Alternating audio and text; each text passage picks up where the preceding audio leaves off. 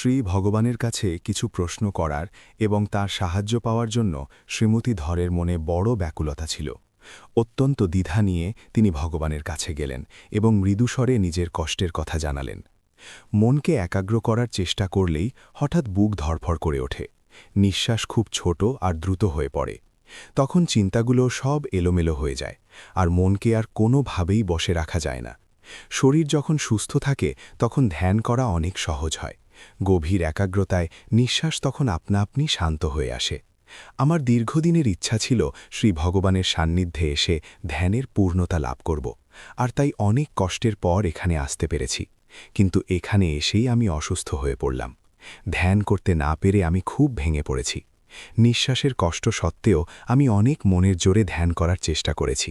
কিছুটা সফল হলেও তাতে আমার তৃপ্তি নেই। এখন আমার যাওয়ার সময় হয়ে এসেছে। এই জায়গা ছেড়ে চলে যাওয়ার কথা ভেবে আমার মন আরও বেশি বিষণ্ণ হয়ে পড়ছে। আমি দেখছি ধ্যানের ঘরে বসে সবাই কত শান্তিতে ধ্যান করছে, অথচ আমার ভাগ্যে সেই শান্তি জুটছে না। এই কথাটাই আমাকে আরও বেশি কষ্ট দিচ্ছে। এই যে চিন্তা, আমি একাগ্র হতে পারছি না, এটাই তো আসল বাধা। এই চিন্তা কেন উঠবে? 24 ঘন্টা কি চিন্তা ছাড়া থাকা যায়? তাহলে কি আমি ধ্যান করব না? আবার সেই ঘণ্টার হিসেব। এ তো কেবল একটা ধারণা।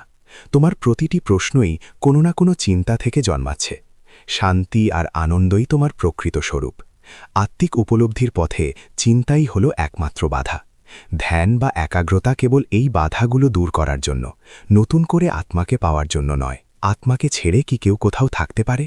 না, আত্মার স্বরূপই হলো শান্তি। যদি সেই শান্তি খুঁজে পাওয়া না যায়, তবে সেই না পাওয়াটা কেবল একটা চিন্তা ছাড়া আর কিছুই নয়, যার সাথে আত্মার কোনো সম্পর্ক নেই। মানুষ ধ্যান করে কেবল এই অবান্তর ভাবনাগুলো থেকে মুক্তি পেতে। তাই কোনো চিন্তা মনে আসবা মাত্র তাকে দমন করতে হবে। যখনই কোনো চিন্তা জাগবে, তার স্রোতে গা ভাসিয়ে দিও না। যখন তুমি নিজের স্বরূপকে ভুলে যাও, তখনই শরীরের অস্তিত্ব অনুভব করো। কিন্তু তুমি কি সত্যিই নিজেকে ভুলতে পারো?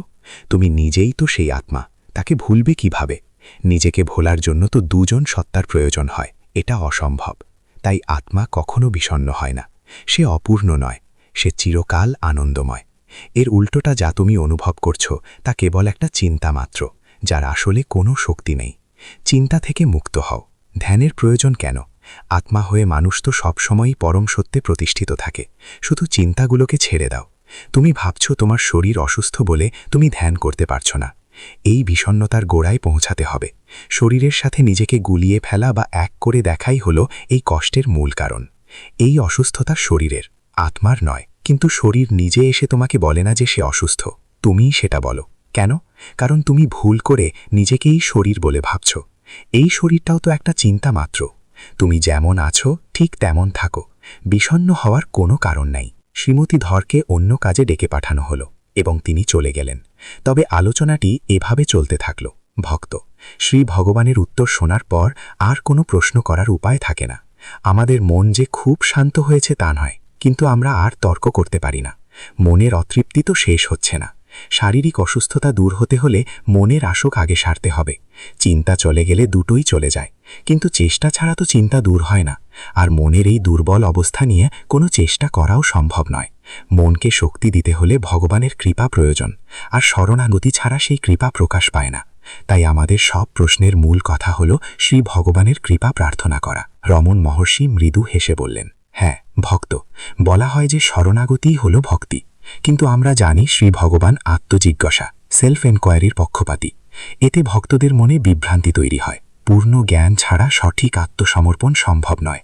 আত্মজিজ্ঞাসার পরেই সেই জ্ঞান আসে, যার শেষ পরিণতি হল আত্মসমর্পণ। নিজের আমিত্বকে বিসর্জন দেওয়ার পরেই পরমাত্মার জ্ঞান হয়। এটাই তো জ্ঞান। তাহলে আলাদা করে আত্মসমর্পণের প্রয়োজন কোথায়? একদম তাই, জ্ঞান আর আত্মসমর্পণের মধ্যে কোনো পার্থক্য নেই। আবার হাসলেন। তাহলে প্রশ্নকর্তা শান্তি পাবে কিভাবে? তবে কি মহাপুরুষদের সঙ্গ, সৎসঙ্গ অথবা ঈশ্বরের প্রতি ভক্তিই একমাত্র পথ? হেসে বললেন, হ্যাঁ,